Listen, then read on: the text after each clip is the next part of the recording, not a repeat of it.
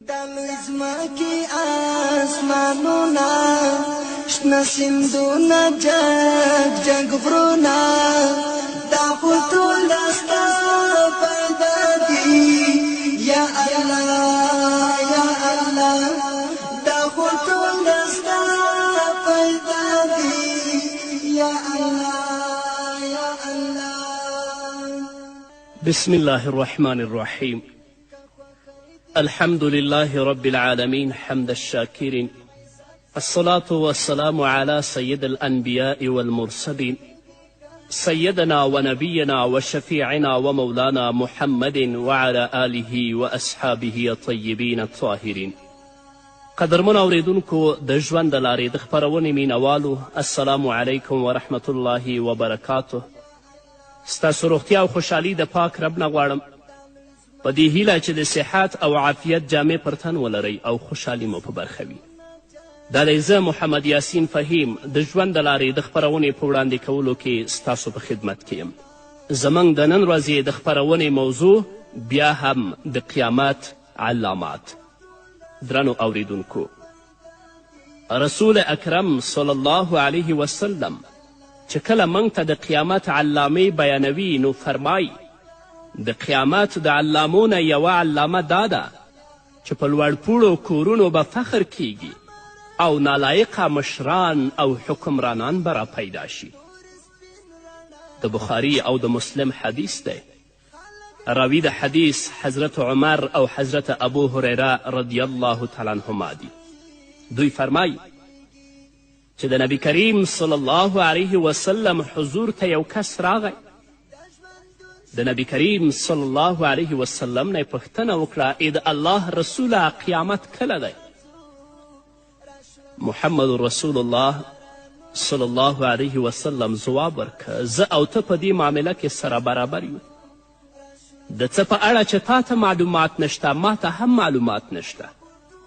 یعنی لکه څنګه چې تا ته معلومات نشته چې قیامت کله دی، همدارنګه ما ته هم په دې اړه باندې معلومات نشته. نو هغه سړي بیا نبی کریم صلی الله علیه وسلم ته وویلې کله چې د قیامت په هکله باندې معلومات نه لرې نو ما ته د قیامت علائم او علامات راته ووایه. محمد رسول الله صلی الله علیه وسلم ځواب ورکړه ځینې علامې د قیامت دا دي ښځې به داسې لورګانې وزیږوي چې دوی به په خپلو میندو باندې امرونه کوي. دا حالات درنو اوریدونکو نن موږ او تاسې په خپلو سترګو باندې وینو. داسې خویندې او داسې لورګانې شته دی چې هغوی د خپلو میندو په قدر او په عزت باندې نه پوهیږي، بلکې د خپل خوراکي توکي او څکاک لپاره اوبه هم په خپلو میندو باندې راغواړي. ځورول، شکنځل کول، بدې او ردې خو لا تاسو پرېږدئ. نو محمد رسول الله صلی الله علیه وسلم فرمایي د قیامت د علامو نه یوه علامه دا ده چې میندې به داسې لورګانې وزیږوي چې هغوی به په خپلو میندو او په خپلو مورګانو باندې امرونه کوي. دا هغه څه دي چې څوک په دې باندې سترګې نشي پټولی. همدارنګه رسول الله صلی الله علیه وسلم فرمایي بله علامه یې دا ده چې تاسو به داسې حالات وګورئ چې هغه خلک چې پښې لوڅي او بدن لوڅي ول سخت غریب ول، هغوی به په غرونو کې ګډې او بیزې څرولې، هغوی به جګ جګ کورونه جوړ کړي او په خپلو کورونو او بنګلو باندې به بیا فخر کوي. دا هم درنو اوریدونکو هغه څه دي چې نن ورځې موږ او تاسو په خپلو سترګو باندې وینو. هغو کسانو چې څو بیزې او څو ګډې به درلودلې هغه به په غرونو کې څرولې یا به خلکو ته اوبه ورکولې، سخت لاستنګي ول. نن یې په ښاریو کې دومره جګ جګ کورونه او مارکیټونه جوړ کړي دي چې په هغو باندې فخرونه هم کوي او د خپل ماتحت خلکو ته ډیر په بده سترګه باندې هم ګوري. دا هم هغه واقعیت دی چې په دې باندې څوک سترګې نشي پټولی. دا د حضرت عمر رضی الله تعالی عنه څخه روایت شوی حدیث و او د ابو هریره رضی الله تعالی عنه په روایت کې راځي چې محمد رسول الله صلی الله علیه وسلم وفرمایل کله چې تاسو پښې لوڅي، بدن لوڅي، کاڼه او ګونګیان خلک د ملک پادشاهان وګورئ نو هغه وخت به تاسو قیامت ته بیخي نږدې یاست. د جګو جګو کورونو جوړونکي او بیا په هغې باندې فخر کوونکي خلک په اوسني وخت کې شته.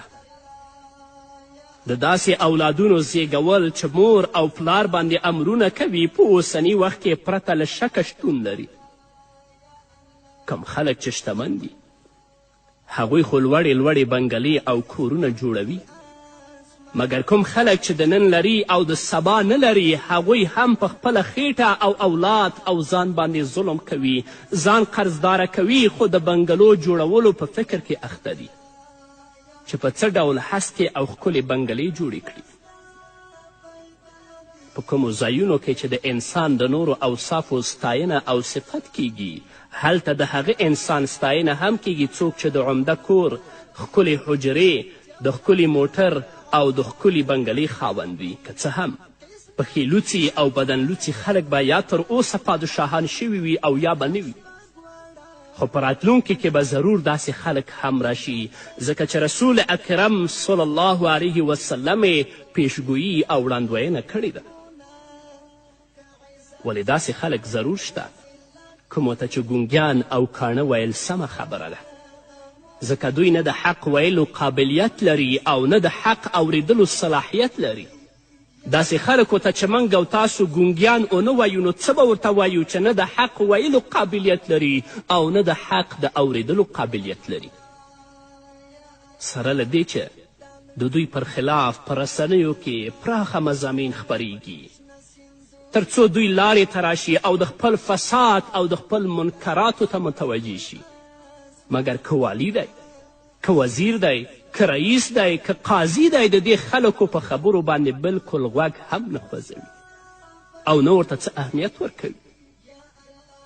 دغه خبیث خلک بیا په سپیش او په دریځ باندې ودرېږي، په جوړو شوو غونډو کې دومره پاک او صریح دروغ وایي چې د رسنیو کارکوونکي د دوی د دروغو د خپرولو څخه په تنګ راځي. دوی دومره نااهله دي چې د لکونو روپو دنده ورته ورکول کیږي، په اخیستلو کې هیڅ دریغ نه کوي او د زړه له مینې او علاقې څخه یې اخلي، مګر د دغې دندې د پرمخ وړلو هیڅ وړتیا نه لري او نه یې پرمخ وړی شي. په بخاري کې راځي چې یو اعرابي او یو بانډچي د محمد رسول الله صلی الله علیه وسلم په وړاندې حاضر شو او ویې د الله رسوله قیامت به کله راځي؟ رسول الله صلی الله علیه وسلم ځواب ورکړ کله چې امانت خیانت شو نو د قیامت انتظار کوه. هغه بانډچي یو ځل بیا وپوښتل امانت څه ډول خیانت کیږي؟ رسول الله صلی الله علیه وسلم ځواب ورکړ کله چې دندې نااهلو او ناوړو خلکو ته وسپارل شي، لکه قیادت، صدارت، حکومت، وزارت، تدریس، امامت او خطابت او داسې نور. نو په دې وخت کې بیا تاسو د قیامت انتظار کوئ. د نبی کریم صلی الله علیه وسلم د دې مبارک کلام څخه دا راڅرګنده شوه چې د نالایقو حکمرانانو څخه پرته به په دندو ګمارل شوي نور خلک به هم نااهله وي. لکه څنګه چې نن سبا موږ او تاسې په موجوده حال کې ګورو ملحد، فاسق، فاجر، بخیل، بدکاره او بد اخلاقه خلک د لوړو لوړو څوکیو په دندو ګمارل شوي دي. دا هغه څه دي چې په دې باندې څوک سترګې نشي پټولی او په خپلو سترګو یې موږ او تاسې وینو.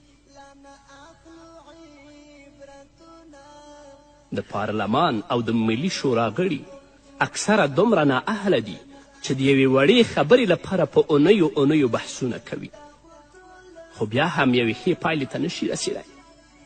هغه خلک هوښیار او معزز ګڼل کیږي چې هغه شتمن وي او هغه مالداره وي، لکن د دې نااهلو فعالیتونه او کړنې ځینې وخت له رسنیو څخه خپریږي، نو خلکو ته معلومات په لاس ورځي چې د ننني عصر د مخورو خلکو بدې کړنې تر کومې درجې پورته شوي دي. په همدې اړه د رسول الله صلی الله علیه وسلم مبارک کلام دی فرمایي لا تقوم الساعة حتى يكون اسعد الناس بالدنیا لکع ابن لکع. قیامت به تر هغه وخته پورې قایم نشي تر څو چې د دنیا ډیره برخه داسې خلکو ته ورنه کول شي چې هغه به په خپله هم دله او د اوس وي او پلار به هم همداسې وي. په دغه وخت کې به څه ناڅه نیک خلک هم موجود وي او ډیر ژر به دنیا ته صادق خلک راشي. د دغه وخت په انسانانو کې د لوړو اخلاقو لرونکي انسانان ډیر کم دي او هغه وخت دی چې په اړه د بخاري شریف په روایت کې راغلی دي رسول الله صلی الله علیه وسلم فرمایي یذهب الصالحون الاول فالاول ویبقي حفالة كحفالة الشعير او التمر لا یبالیهم الله بالة. نیک او صالح خلک به پرله پسې ختم شي، بیکاره خلک به پاتې شي، داسې خلک به پاتې شي لکه د خرما یا د اوربشو پوټکي او بوس. الله رب العزت به د داسې خلکو هیڅ پروا نه کوي. د ترمذي شریف په یو روایت کې راځي چې محمد رسول الله صلی الله علیه وسلم وفرمایل قیامت تر هغه وخته پورې نه راځي تر څو چې تاسو خپل امام او پادشاه قتل نه کړئ، تورې روانخلئ او د تورو په وسیله په خپلو منځونو کې ونه جنګیږئ او د دنیا وارثان شریر او شر اچوونکي خلک نشي. د هغه څیزونه دي درنو اوریدونکو چې نن ورځې موږ او تاسې په خپلو سترګو باندې وینو. الله رب العزت دې زموږ او ستاسو په حال باندې رحم وکړي. همدارنګه محمد رسول الله صلی الله علیه وسلم فرمایي د قیامت د علامو څخه یوه علامه دا ده چې داسې خلک به پیدا شي چې په ښکاره به دوستي کوي او په پټه به دښمني کوي. امام احمد رحمه الله په خپل مسند کې له حضرت معاذ بن جبل رضی الله تعالی عنه څخه روایت کړی. هغه فرمایي چې نبی کریم صلی الله علیه وسلم وفرمایل په آخره زمانه کې به داسې خلک را پیدا شي چې په ښکاره به ورونه وي خو په باطل کې به دښمنان وي. چا ترې پوښتنه وکړه ای د الله رسوله داسې به ولې کیږي؟ نبی کریم صلی الله علیه وسلم ځواب ورکړ ځینې به له ځینې نورو څخه طمع لري او ځینې به له ځینو څخه ویره لري، نو له همدې امله به مخامخ دوستان وي او مخ په شا به دښمنان وي. دغه کار نن سبا عام او ډیر شوی دی. مخامخ به له یو بل څخه ځانونه زاروي او د دوستي اظهار به کوي، خو څنګه چې پناه شي نو بیا یې له هغه نه سخت دښمن بل څوک نه وي او هغه پسې بدې ردې وایي. وجه هم نبی کریم صلی الله علیه وسلم وښودله چې د خپلې کومې اړتیا د پوره کولو په غرض به د ده ستاینه او صفت او دوستي کوي په داسې حال کې چې په زړه کې به له همدغه کس سره سخته کینه او دښمني لري. د دغه ناوړه حرکت دوهم سبب یې داسې وښود چې د ویرې له امله به د هغه ستاینه کوي، د هغه د اقتدار او وحشت له امله به د هغه ستاینه او دوستي کوي په داسې حال کې چې زړه یې د همدغه انسان له بدیو او کینې نه ډک دی او همدغه انسان ته به په سینه کې اور بل وي.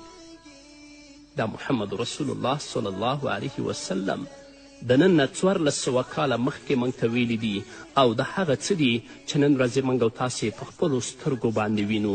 الله رب العزت دې موږ ته د نیکو اعمالو توفیق راکړي، هغه اعمال چې د الله رب العزت او د محمد رسول الله صلی الله علیه وسلم د رضا او د خوښي سبب ګرځي او د دې آخر زمان د فتنو نه دې الله رب العزت موږ او تاسې په خپل حفظ و امان کې وساتي.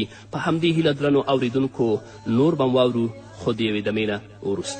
د لوی ځمکې اسمانونه شنه سیندونه جګ غرونه دا خو ټوله ستا پیدا دي یا الله یا الله، دا خو ټوله ستا پیدا دي یا الله یا الله. درنو اوریدونکو بیا هم زموږ سلامونه ومنئ. همدارنګه رسول اکرم صلی الله علیه وسلم فرمایي د قیامت د علامو څخه یوه علامه دا ده چې بربنډې ښځې به را پیدا شي او د نارینهو پام به ځان ته را اړوي. د مسلم حدیث دی، راوی د حدیث حضرت ابو هریره رضی الله تعالی عنه دی. هغه فرمایي چې نبی کریم صلی الله علیه وسلم وفرمایل د دوزخیانو 2 ډلې پیدا کیدونکې دي او هغه ډلې ما نه دي لیدلي ځکه چې هغه ډلې لا تر اوسه نه دي پیدا شوي. رسول اکرم صلی الله علیه وسلم د خپلې خبرې د روښانه کولو لپاره وویل یوه ډله خو داسې ده چې هغو به د غواګانو د لکیو په څیر ډنډې له ځان سره اخیستې وي او خلک به پرې وهي، سهار او ماښام به پرې د الله رب العزت لعنت وي، الله رب العزت به پرې غصه وي او له دوی څخه به الله رب العزت ناراضه وي. دوهمه ډله به د داسې ښځو را پیدا شي چې هغوی به جامې اغوستې وي خو بربنډې به وي. پردي نارینه به ځان لورې ته مایله کوي او پخپله به هم د هغوی لورې ته میلان کوي. د دوی سرونه به د اوښانو د کوپان په څیر وي، نه به جنت ته ننوځي او نه به د جنت بوی حس کړي. رسول الله صلی الله علیه وسلم فرمایي پرته له شکه چې د جنت خوشبویي د کلونو کلونو مزل په اندازه تر لرې ځایه رسیږي، خو دوی به د جهنم په هغه قعر او په هغې کنده کې پراته وي چې هلته به د جنت بوی هم د دوی مشام ته نه رسیږي. محمد رسول الله صلی الله علیه وسلم په دغه حدیث کې دوه وړاندوینې کړي دي. یوه هغه ظالمه ډله یاده شوې چې ډنډې به ورسره وي او خلک به پرې وهي، یعنی د واک په نشه کې به په غریبو او بېکسو خلکو ظلم کوي او پرته له کوم لامله به عامو خلکو ته ستونزه پیدا کوي او دوی به ځوروي. دا هغه څه دي چې نن ورځې موږ او تاسې په خپلو سترګو باندې وینو. د محمد رسول الله صلی الله علیه وسلم دوهمه وړاندوینه د بربنډو ښځو په اړه ده. مطلب دا چې په راتلونکې زمانه کې به داسې ښځې پیدا شي سره له دې چې جامې به یې اغوستې وي مګر بیا به هم بربنډې وي، یعنی دومره باریکه او نازکه جامې به اغوندي چې د دوی بدن به پکې نه پټیږي او نه به پکې پرده کیږي. یا په بله معنا چې جامې به باریکه نه وي مګر دومره چسپې او جوختې او تنګې جامې به یې اغوستې وي چې د هغوی د بدن غړي د هغه نه ښکاري. د دې جامو اغوستل او نه اغوستل یوه معنا لري. نن سبا خو د جوختو او تنګو جامو سره سره د بدن همرنګه او غنمرنګه جامې هم د فیشن یوه برخه جوړه شوې چې حتی د دې جامو او د وجود د پوستکي د رنګ تشخیص او تفکیک هم نه کیږي. محمد رسول الله صلی الله علیه وسلم فرمایي چې دا ښځې ولې داسې جامې اغوندي؟ د دې لپاره چې دوی خپله هم فساد ته میلان وکړي او خلک هم فساد طرف ته متوجه کړي. رسول الله فرمایي چې د دوی ځای جهنم دی، د جنت بوی به هم د دې و پوزو ته ونه رسیږي. خویندو او میندو د الله نه وویرېږئ، جامې سمې کړئ.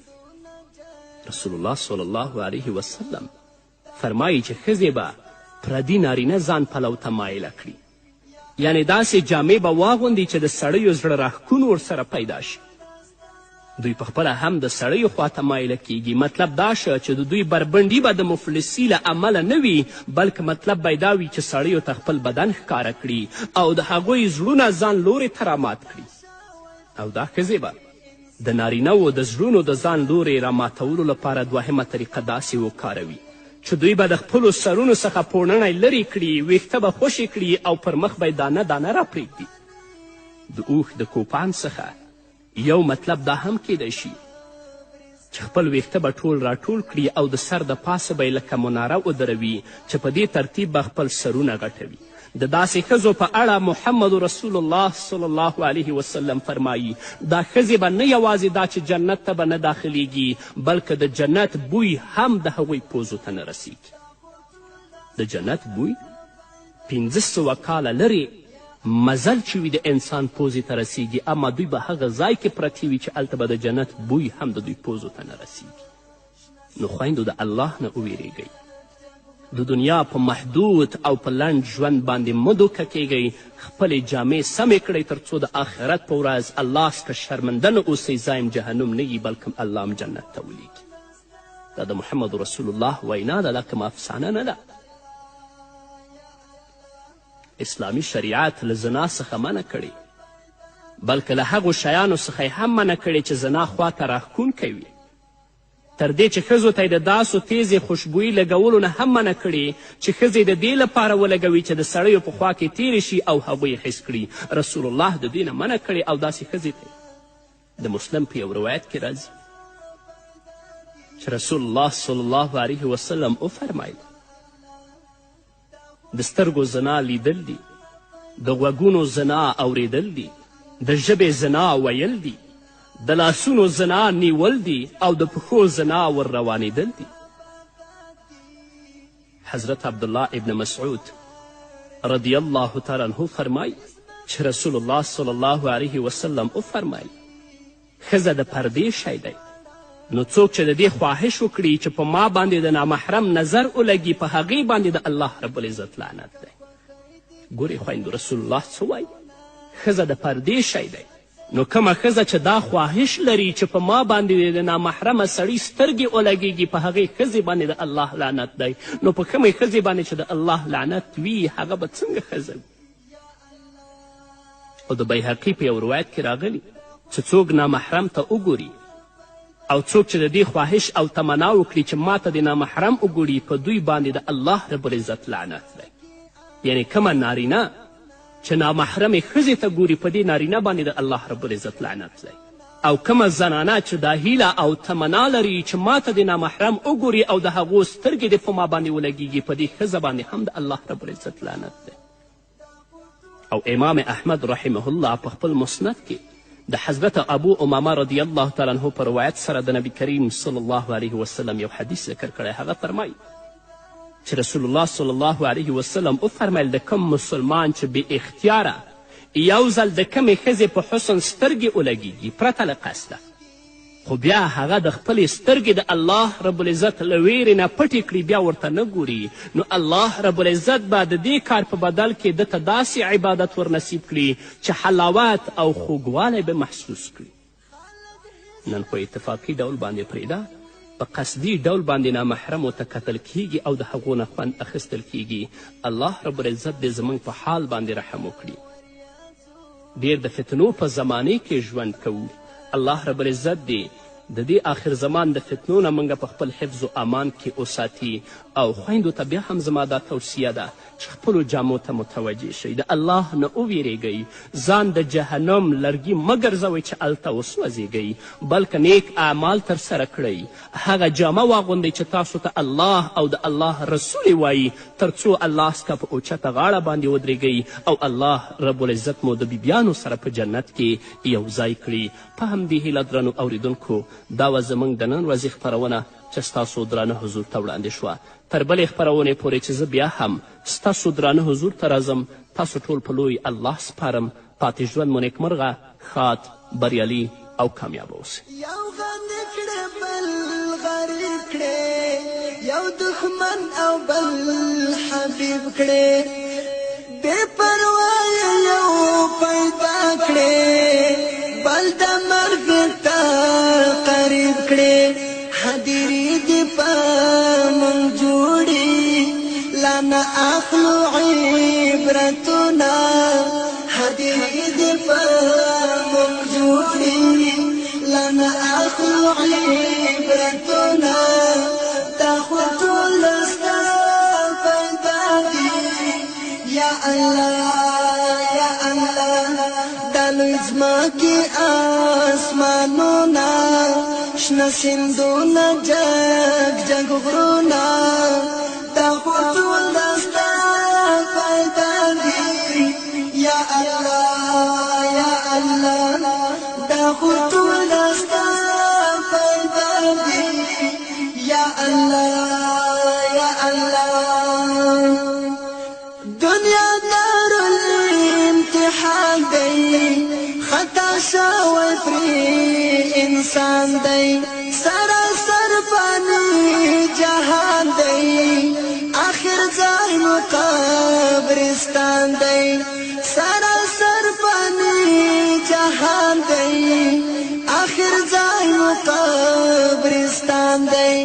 جلالی ځان ته هوسا کړه، په قیامت کې حسابونه، جلالی ځان ته هوسا کړه، په قیامت کې حسابونه. دا خو ټول ستا پیدا دي یا الله یا الله، د مځکې آسمانونه، شنه شنا سنزونا جغرونا دالزمکی آسمانونا شنا سنزونا جغرونا دا خطول استا پردادی یا اللہ یا اللہ دا خطول استا پردادی یا اللہ یا اللہ یا اللہ